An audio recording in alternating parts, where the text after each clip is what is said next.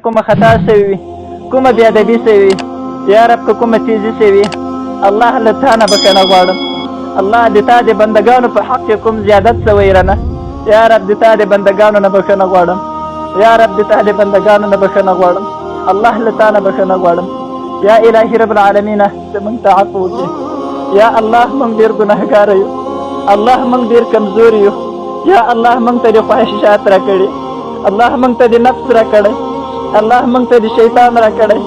یا الله که موږ کمزور یو، یا الله موږ خو موږ یو، یا الله ته خو ته یې. یا الله که موږ یو، یا رب خالق الله ته خو ته یې. الله په موږ باندې رحم وکړي. یا الله موږ ته عفو وکړي. یا الله له موږ نه راضي سي. یا الله له موږ نه راضي سي. یا الله له موږ نه د جهاد روح مه ګرځوې. یا رب العالمین موږ ته په جهاد باندې استقامت راکړې. هغه منهج، هغه نهج چې د صحابه وو، رب العالمین موږ ته د هغې لارې مستقیم د تګ لارې توفیق راکړې. یا رب العالمین ته د موږ په وجه باندې جهاد مه بدناموې. یا الله د موږ په وجه باندې مجاهدین مه بدناموې. یا الله د موږ په اعمالو باندې اسلام مه بدناموې.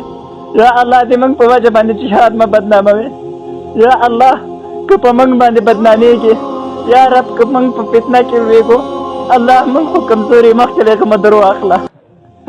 یا الله که موږ په فتنه کې لوېږو، مخکې له فتنې نه مه در واخله. یا الله مخکې له دې چې په فتنه کې ولوېږو، الله موږ خو کمزوري، موږ خو به نه پوهېږو. الله مخکې له هغه مه ته در واخله.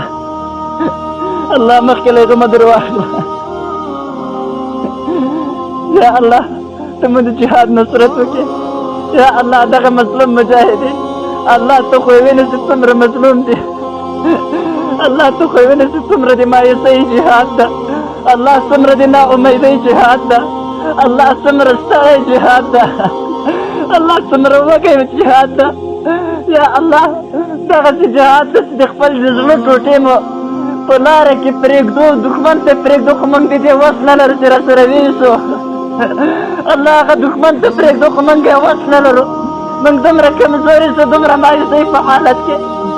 یا الله دې موږ نصرت وکړه. یا الله ته مو نصرت وکړه. یا الله ته مو په یوه لویه فتحه ونازوه. یا رب ته مو په یوه لویه فتحه ونازوه.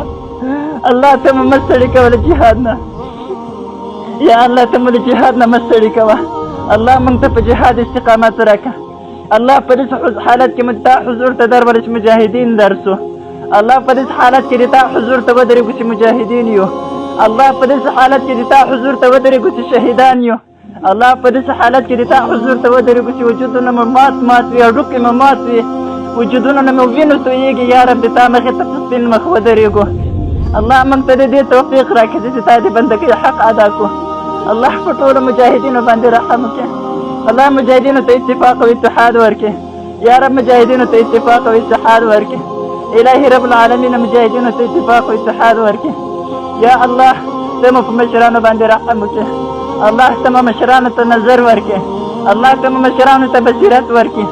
الله مشرانو په ټولو قضیو باندې خبر کړي. یا رب العالمین مشرانو